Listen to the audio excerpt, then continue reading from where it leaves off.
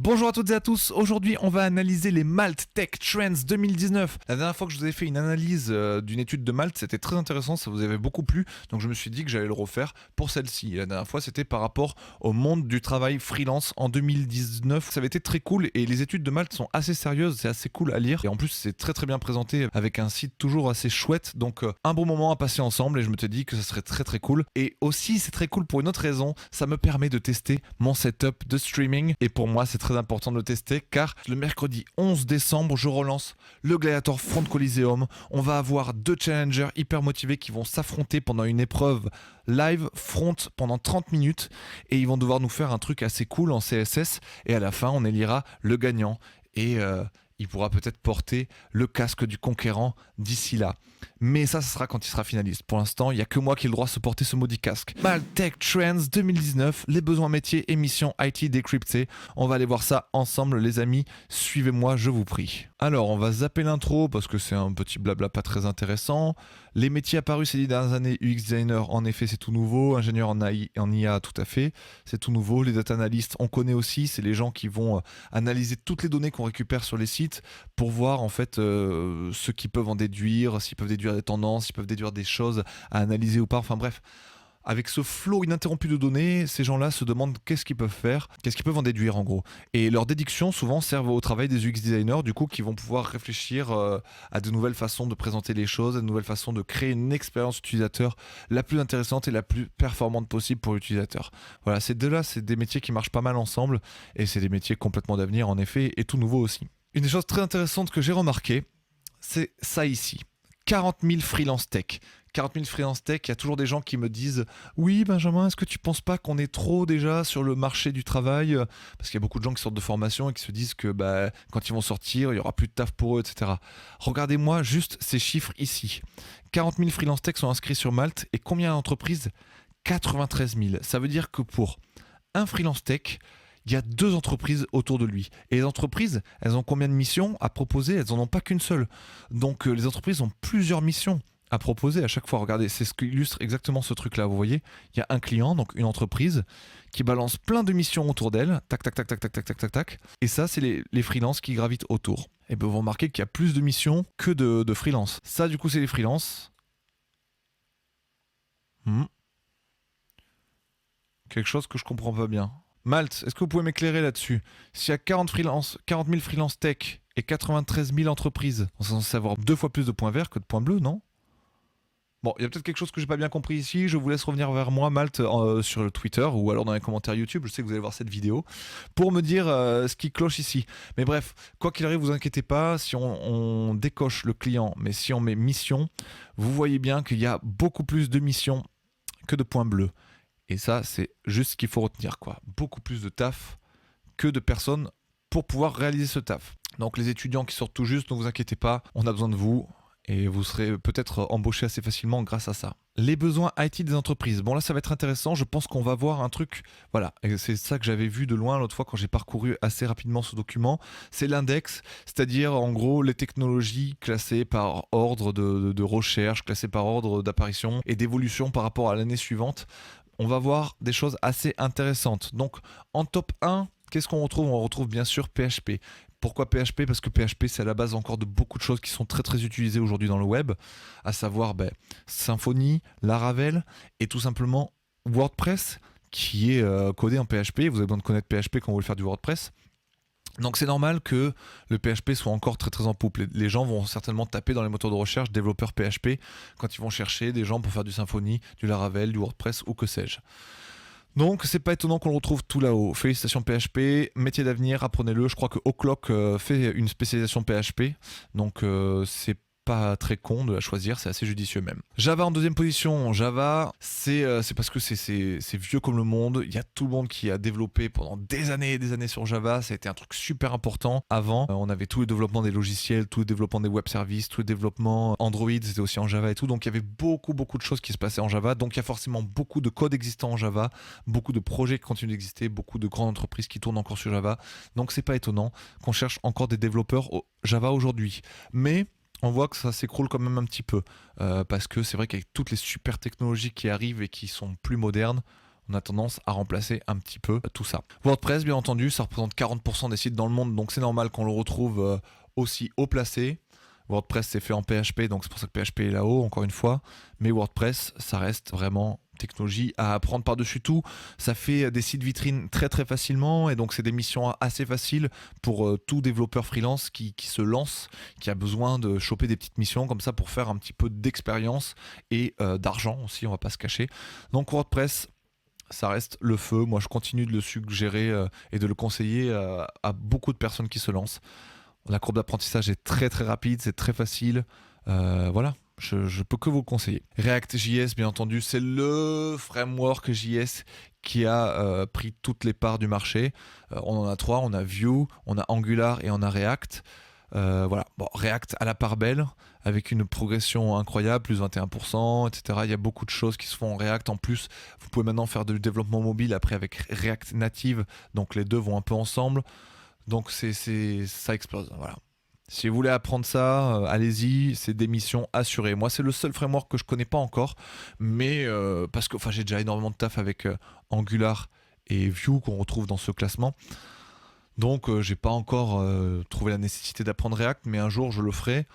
Et voilà, ça sera beaucoup de taf qui me sera proposé, pas beaucoup de taf à apprendre. Moi je trouve qu'une fois que tu connais déjà Angular et Vue, je sais à quoi ça ressemble aussi React, ça me prendra pas beaucoup de temps d'apprendre ça. Je pense en une semaine ou deux je peux être complètement opérationnel et ajouter cette ligne à mon CV, donc c'est cool. Après pour un développeur débutant, c'est déjà un peu plus complexe à apprendre, mais pareil, il y a des tutos partout sur le net et tout, donc vraiment si vous voulez un truc d'avenir, React ça tue quoi. Python, on le retrouve ici énormément parce que l'IA, tout simplement, il y a beaucoup de choses en IA qui se font avec Python. Data Scientist, il y a énormément d'outils qui sont faits en Python, et parce que plein de choses sont faites en Python. Ça permet aussi de faire de la robotique et tout. Il y a plein de choses qui tournent sur Python. C'est très très cool. C'est un truc d'avenir, ça explose de partout. Donc voilà, ça a gagné une place dans le classement. L'an dernier c'était 6ème, maintenant c'est passé 5ème. Ça tue. Par contre, avec Python, on est bien d'accord, on fait pas forcément de développement web. Enfin, si, on peut aussi, je crois qu'il y a Django qui tourne sur Python, mais c'est quand même, je pense que si c'est aussi haut dans le classement, c'est pas vraiment grâce au développement front-end pour faire des sites internet. C'est haut dans le classement comme ça, grâce à tous les autres développements qui s'appuient là-dessus aujourd'hui. Angular a perdu une place dans le classement, je suis très déçu, ça dégringole, et effectivement, je le ressens pas mal, moi, en termes d'émissions. Avant, on me proposait pas mal de choses, et maintenant, de moins en moins. Je suis assez triste. Par contre, justement, depuis que j'ai mis Vue sur mon CV, vous voyez, Vue, il a gagné 3 places en ne serait-ce qu'un an. Il a une fulgurante progression de 50%.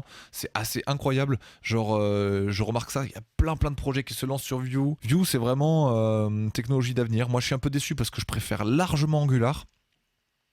Mais bon, Vue est à la mode. Et Vue est assez simple à apprendre. Donc franchement, si vous hésitez entre React qui vous intimide un petit peu et Vue qui vous intimide un peu moins, foncez sur Vue. C'est très simple et il y a beaucoup de missions là-dessus. Et après, bon, tout le reste, voilà, je vais pas m'attarder forcément sur tout, mais tout ce qui est dans le top 15, de toute façon, c'est quand même porteur d'avenir. Évitez peut-être d'apprendre les trucs qui sont en train de dégringoler de ouf, mais en soi, tout ce qui monte là, pof, genre React, Vue et tout, allez-y volontiers. Encore une fois, je fais cette étude à travers le prisme de mon regard de développeur front-end et un peu back-end aussi, mais tout ce qui est à l'extérieur, genre data scientist, etc., j'analyse pas trop, je vais pas trop m'étendre là-dessus. Voilà. Ah, truc très intéressant. Ça récapitule un petit peu ce qu'on vient de voir plus tôt, là, l'index qu'on vient de voir plus tôt. Tout ce qui se trouve en fait dans la partie, dans le carré en haut à droite là, c'est des trucs que vous pouvez apprendre haut la main, c'est des trucs d'avenir, des trucs qui explosent. Il y a pas mal de recherches là-dessus, et en plus du coup comme il n'y a pas beaucoup de développeurs là-dessus, les compétences se vendent cher. Donc voilà, Vue.js c'est très cool, on retrouve bien entendu React qui est trop calé. Voilà, tout ça c'est des trucs assez stylés. Ça c'est des trucs qui progressent plus trop, qui sont établis. Vous voyez PHP il est en premier du classement, il n'a pas beaucoup baissé, enfin il a même pas baissé. Java pareil, etc. Il y a énormément de missions qui sont proposées sur ces trucs là, mais ça n'évolue plus trop non plus, ça progresse pas et ça descend pas. On retrouve bien entendu Angular là-dedans, JavaScript, tous ces bordels. Donc là c'est encore assez cool. Si vous apprenez des trucs là-dedans, c'est assez périn, vous avez encore pour de belles années devant vous avec tous ces trucs là. Par contre, essayez d'éviter tout ce qui se trouve en bas à gauche, ça craint. Et ici, Ça peut être intéressant, mais pour l'instant, c'est encore trop élitiste. Il n'y a pas encore assez de recherche là-dessus. Donc, vous pouvez garder un œil là-dessus, faire un peu de veille, mais pas trop non plus passer trop de temps là-dessus. Privilégier en fait ce qui se retrouvera quand même là-dedans. Pareil, hein, je pick up les petits trucs qui m'intéressent. La montée des frameworks front, une tendance à la baisse d'Angular. Bon, ce que je vous disais exactement, je suis très déçu, mais c'est effectivement ce que je constate vis-à-vis des missions qui me sont proposées. L'arrivée remarquée de Vue, bah, encore une fois, c'est fidèle à ce que je ressens sur le marché du travail. Cette refonte Clive, alors ils disent que Vue 3 va sortir et que les gens sont un peu inquiets parce qu'on a un peur que ça soit plus compatible avec Vue 2. Et ils font un parallèle avec Angular. Angular, il y a d'abord eu AngularJS, c'était la toute première version d'Angular. Qui était horriblissime. Je l'ai apprise un peu sur le tard. Après avoir appris Angular 2, j'ai appris Angular 1 parce que j'avais une mission de traduction à faire. Et c'est vrai que ça a traumatisé tout le monde. Et ce qui fait que bah, du coup, Angular a pris un petit coup dans l'aile et n'a jamais réussi vraiment à se relever de cette mauvaise com qu'il y a eu là-dessus. Alors que pourtant, Angular 2, Angular 7, enfin jusqu'à Angular 8 aujourd'hui, c'est le feu. C'est le feu atomique, mais tout le monde a encore en tête le truc frustrant qui a eu lieu avec AngularJS. Et là, ils disent que Vue va peut-être subir le même sort à son passage de Vue 3 et subir un AngularGate. Voilà. Moi, je pense pas qu'ils vont faire des conneries et ils vont essuyer un échec comme l'a fait Angular. Ils sont pas bêtes et en plus ils ont l'expérience d'Angular pour pas refaire la même chose. Donc je pense que ça va très bien se passer. Surfez sur la vague Vue.js, les frameworks JavaScript sont de plus en plus recherchés, c'est vrai. Ne faites pas l'impasse sur cette corde à votre arc. L'apprentissage intuitif de Vue.js et sa montée en popularité sont deux raisons de sauter le pas. Ça résume pas mal ce qu'on a dit jusque là. Alors, la question des apps mobiles. Effectivement, moi, je reçois souvent des gens qui me demandent dans les commentaires YouTube ou par mail ou quoi que ce soit, est-ce qu'on peut aussi faire des apps mobiles en faisant du développement web ou alors est-ce que c'est deux choses différentes? Avant, c'était deux choses différentes. Vous faisiez du iOS d'un côté, du Android de l'autre, et encore à côté, vous faisiez des sites internet. Mais aujourd'hui, en fait, des technologies comme React Native, ou même Vue avec Ionic et compagnie, enfin, j'ai plus tous les termes, j'ai un peu oublié parce que moi, je suis pas vraiment spécialisé là-dedans. Mais en fait, aujourd'hui, avec ces frameworks JS, vous pouvez très facilement convertir le site que vous avez fait en application mobile. Et donc, ça coupe un peu l'herbe sous le pied à ces anciens trucs qui étaient iOS et Android. C'est plus aussi nécessaire d'apprendre qu'avant. En fait, il y a beaucoup de gens maintenant qui se dirigent vers ce genre de solution tout en un parce que ça fait moins de coûts de maintenance. T'as pas deux applications, t'en as qu'une seule. Et donc, il y a pas mal d'entreprises qui se tournent vers là maintenant. Oui, voilà, j'ai dit une connerie sur Ionic tout à l'heure, excusez-moi. Xamarin, Cordova et Ionic sont de moins en moins recherchés. Si vous faites du développement mobile cross-platform sur cette solution, envisagez vers Flutter et React Native. Ok. Ce paragraphe là, c'est exactement ce que je vous racontais plus tôt. On va privilégier le fait d'avoir un seul projet qui va être à la fois le site internet, le site mobile et le site iOS, enfin l'application iOS et l'iOS Android. Vous avez qu'un seul projet et que vous allez compiler un peu pour tout ça. Alors qu'avant, vous aviez un site internet, vous aviez une application iOS, une application Android, 3 projets séparés qu'il fallait mettre à jour en parallèle et c'était plutôt très chiant. Bon, ça c'est fait qu'après le feeling était très cool sur iOS, Android, etc. Et vous aviez vraiment une expérience dédiée à chacun des OS, mais c'était hyper coûteux et hyper chiant de développer comme ça. Donc aujourd'hui, on préfère avoir qu'un seul projet et faire des petites adaptations dans ce projet pour que ça s'adapte bien à iOS et Android, etc. C'est moins coûteux que de développer en parallèle 3 projets. Voilà, c'est ce que dit en gros ce paragraphe et il le dit certainement mieux que ce que je vous ai résumé à l'instant parce que c'est pas un sujet facile à résumer. La baisse de popularité de Ruby. Ruby continue sa chute. Son concurrent historique, Python, est plus diversifié. Alors ça, c'est intéressant par rapport aux gens qui vont faire le wagon. Le wagon, c'est du Ruby, Ruby on Rails, etc. C'est un point à prendre avec des pincettes parce qu'effectivement, en France, et d'ailleurs, voilà, c'est noté ici, le Ruby en France, ça n'a jamais été vraiment la technologie de ouf, ça n'a jamais été vraiment hyper adopté. Par contre, si vous regardez en Espagne ou si vous regardez dans les autres pays, peut-être en Allemagne ou je ne sais plus trop où, Ruby c'est hyper à la mode, ça défonce tout, il y a énormément de projets qui se font là-dessus.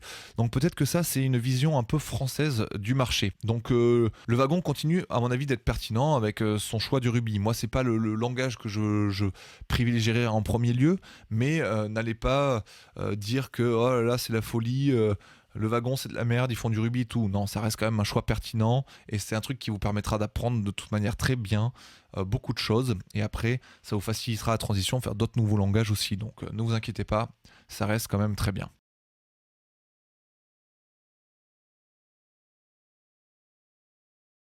Ah, ce graphique est super super intéressant parce qu'en fait, vous voyez, en fonction d'une technologie, là par exemple, on va prendre PHP qui est la technologie la plus recherchée, comme on a pu le voir tout à l'heure. Vous voyez dans quel domaine d'activité il est utilisé et c'est pour ça que vous comprenez pourquoi le terme PHP est tout le temps revient tout le temps dans les moteurs de recherche. Vous l'avez en sysadmin, vous l'avez en DevOps, en DBA, en développement mobile, en data scientist, en dev back et dev front. Vous avez tout ça. Tandis que par exemple Vue, c'est clairement une technologie pour faire du développement front-end et vous l'avez que là-dedans. C'est assez cool ce truc-là. Je vous encourage à aller vous balader dessus et à checker par rapport à vos compétences où est-ce que vous pouvez être engagé via vos compétences. Là, il y a une petite stat qui me fait rigoler. C'est près de la moitié des développeurs back-end déclarent également être front-end. Et alors ça, mes amis, je me mets en gros parce que c'est quelque chose qui me fait un peu rigoler, qui me fait tiquer en même temps. Je vais vous expliquer pourquoi. En général, les développeurs back-end, très souvent, hein, c'est pas tout le temps et c'est pas tout le monde, ça s'applique pas à tout le monde. Encore une fois, c'est à prendre avec des pincettes, mais quand même très très souvent, les développeurs back-end, ils ont un énorme dédain à l'égard du front. Ils ont l'impression que le front, c'est facile, que c'est simple, que c'est de la merde, et que c'est que du HTML, CSS, et que de toute façon, ils peuvent très bien le faire. Et donc très souvent, tu as des développeurs back-end, ils disent oui, je peux le faire, et qu'ils le font, et ils font de la merde absolue. Ils font du caca gigantesque. Et après, tu te retrouves à passer derrière les développeurs back-end qui, soi-disant, savaient le faire. Et tu te rends compte que c'est vraiment très très mal fait, que c'est pourri, que du coup il faut tout refaire quoi, et que c'est chiant. Et pour conclure d'ailleurs ce petit pamphlet, ce petit coup de gueule, on va lire ce petit paragraphe qui est très intéressant. L'évolution des API des navigateurs et l'émergence des frameworks front ont induit l'explosion de la complexité des sites et des interactions utilisateurs. Le métier de front-end s'est complexifié et demande aujourd'hui sa propre expertise. Exactement. Mais quoi qu'il arrive aujourd'hui, dire que vous êtes front-end les gars, c'est pas bien parce que le front-end aujourd'hui c'est complexe. Et c'est d'ailleurs pour ça que j'ai lâché le développement back-end et que je me suis tourné vers le développement front-end à temps plein quoi, et avec passion. Et qu'aujourd'hui ça me fait plus trop chier d'avoir abandonné le back. C'est parce que maintenant le front-end c'est devenu tellement technique et complexe que c'est hyper intéressant et que du coup ça m'apporte un peu tout ce que j'attendais du développement back avant. Donc voilà. Bon, en vrai c'est une étude gigantesque à lire. J'ai déjà passé énormément de temps dessus. Et c'était pas prévu parce que c'était censé juste tenir le temps de ma pause repas. Et surtout, j'ai pas envie de faire un truc méga long et méga pas intéressant pour vous. Après, si l'étude vous intéresse vraiment, vous allez lire l'étude. En attendant, on va conclure en lisant les conseils qu'ils vont donner aux freelances. On va laisser les conseils des entreprises de côté parce que nous, ce qui nous intéresse, et nous, on est globalement des freelances dans cette communauté-là. Donc, on va lire l'étude des freelances et après, on lira leurs conclusions. Et puis, basta, basta. C'est parti. L'expertise et la polyvalence. Comprendre l'ensemble de la stack sera toujours un avantage, tant pour trouver des missions que pour la qualité de votre fonctionnement avec les équipes. Être full stack est de moins en moins possible. Merci Malte, merci de le dire, merci de le dire. Merci d'apporter de l'eau à mon moulin. Je lutte un petit peu là-dessus parce que franchement, cette appellation full stack est de plus en plus, justement, on l'a vu, hein, je l'ai dit de nombreuses fois, mais elle est de plus en plus impossible à réaliser, quoi. Voilà. L'expertise est nécessaire à mesure que les possibilités techniques s'étoffent. Le profil en T est l'idéal. Des compétences générales larges associées à une compétence ciblée experte. Et ça, effectivement, c'est exactement le type de développeur qu'on recherche à tout prix. Quelqu'un qui a des notions, quelqu'un qui connaît des choses, etc. Et c'est ce qu'on aurait tendance à vouloir appeler un développeur full stack, mais non, ce n'est pas un développeur full stack. C'est quelqu'un qui connaît, qui a conscience un peu de tout ce qui se passe, de comment les choses fonctionnent, qui a globalement conscience du rôle du back-end et globalement conscience du rôle du front-end, et qui sait exactement les besoins de tout un chacun. Mais qui ne connaît pas après tout dans le détail de chaque côté. Voilà, c'est ça le profil en T. Moi aujourd'hui je suis un profil en T. Et je peux vous dire que c'est très très recherché. Petit moment où je me lance des fleurs, les haters vont gueuler, c'est pas grave. Restez à jour, très très important, on le répétera jamais assez. Pour travailler sur les projets les plus innovants, gardez un œil sur le sens du changement. Pour toujours être au fait des pratiques du moment, organisez votre veille. Les conférences, oui, à la limite, pour suivre les grandes tendances. Les meet-up, oui, les influenceurs. Et ouais, ça, moi, c'est un peu ce que je préfère, les influenceurs. En fait, vous allez sur Twitter, vous suivez des personnes dans diverses branches techniques, et puis vous lisez un peu ce qu'ils postent assez régulièrement, de manière à justement voir de par leurs yeux, de par eux, ils feront le tri déjà avec tous les trucs. Donc, de par leur prisme, vous verrez un petit peu les nouvelles tendances. Si vous suivez Benjamin Code sur YouTube, je vous assure que vous serez au fait de toutes les nouvelles tendances concernant le développement front-end. Allez-y, abonnez-vous. Je dis pas que je suis un influenceur, hein, je dis pas ça, mais je dis que me suivre par contre ça peut être utile pour vous parce que quand même j'ai une belle vision d'ensemble du game et je peux partager mon point de vue avec vous, que ce soit sur Twitter ou sur YouTube. Conclusion. Guerre des talents et carrière multiple. Avec la transformation numérique vient la pénurie générale des talents tech. C'est vrai. Donc encore une fois, allez-y mes amis. Les entreprises sollicitent massivement les spécialistes pour réussir leur transition et les évolutions techniques rendent le savoir de ces derniers moins pérenne. C'est vrai. Tout évolue tellement vite que c'est compliqué d'être expert partout tout le temps et spécialiste, quoi. Il faut s'entourer de professionnels se tenant à jour au fil de l'eau. Les entreprises doivent anticiper leurs besoins et comprendre quels sont ces profils qu'elles vont se disputer avec leurs concurrents. C'est dans cette démarche que cette étude a été réalisée pour comprendre quelles seront les personnes et les outils qui permettront les innovations de demain. Eh bien Malte, c'est très très pertinent d'avoir fait cette étude, c'est très intéressant. Cette étude, elle est hyper cool, elle est hyper complète et elle est hyper intéressante. Après, là où il faut prendre des pincettes, c'est que c'est l'expérience de Malte par rapport à leur moteur de recherche, par rapport aux clients qu'ils arrivent à faire rentrer, par rapport un peu aux stats qu'ils ont par rapport à leur plateforme. Voilà, comme le précise la méthodologie. Toute cette étude est faite par le prisme de Malte et par rapport à ce qu'ils voient par rapport à leur plateforme. Il ne faut pas oublier que, encore une fois, on a aussi beaucoup de choses qui se passent sur LinkedIn, beaucoup de choses qui se passent dans les autres pays, etc. et qui viendront peut-être un tout petit peu changer ces résultats. Mais moi, je pense quand même que c'est un beau regard sur les tendances actuelles et on peut se fier largement à peu près à tout ce qu'ils ont écrit ici parce que leur échantillon finalement est assez gros. Malte est de plus en plus gros, mais il faut garder en tête que c'est français. Voilà. J'ai pas tout analysé dans cette étude. Je vous recommande vivement d'aller vous y perdre. L'analyse complète de l'étude, je pense qu'elle doit faire 2 heures, 2 heures et demie. C'est super intéressant, mais j'allais pas faire une vidéo aussi longue parce que ça aurait fait chier tout le monde. Et moi, il faut bien que je trouve un petit créneau pour aller manger à un moment donné. Voilà, je vous remercie beaucoup d'avoir suivi ça. J'espère que ça vous a plu. Posez des questions dans les commentaires si vous avez besoin. Malte, n'hésitez pas à répondre aux 2-3 questions que j'ai soulevées pendant cette étude. Il y a peut-être des choses que j'ai pas compris parce que je suis un peu bené. Et peut-être des choses que vous pourrez nous préciser. Merci à tous et on se retrouve mercredi pour un live stream du Gladiator Front Coliseum. N'oubliez absolument pas cette étape très importante. Bisous.